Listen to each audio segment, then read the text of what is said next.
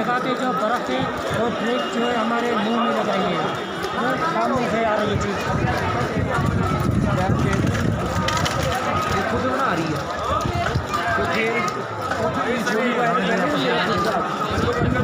Iya GPU nanti katanya kayaknya.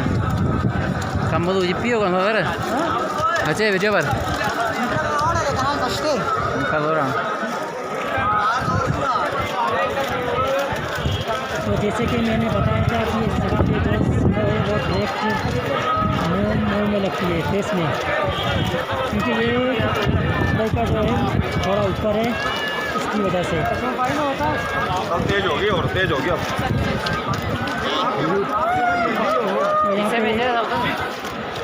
काफ़ी सारे लोग आए हुए हैं, सब इंजॉय कर रहे हैं स्नो फॉलिंग पे।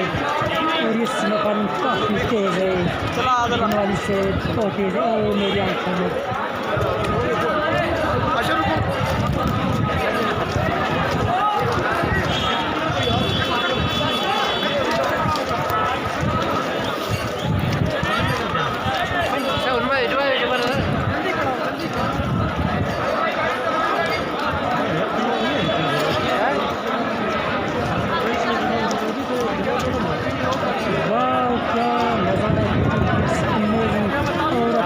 जा रही है। देखो बहुत तेज़ हो गई है,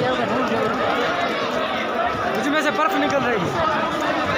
ये हमारे साथी जो है बर्फ़ हो गए हैं, उनकी हालत ख़राब हो चुकी है।